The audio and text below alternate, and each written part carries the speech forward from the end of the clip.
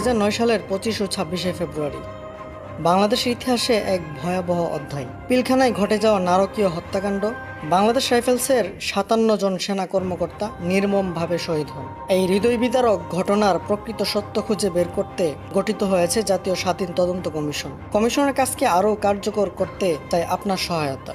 আপনার কাছে যদি এই হত্যাকাণ্ড সম্পর্কে কোনো তথ্য, ছবি বা ভিডিও থেকে থাকে তাহলে কমিশনের ওয়েবসাইট bdr-commission.org তে গিয়ে শেয়ার করুন। আপনার তথ্য সত্য উদ্ঘাটনে গুরুত্বপূর্ণ ভূমিকা রাখতে পারে। আমরা চাই ন্যায় বিচার, চাই সত্য প্রকাশ।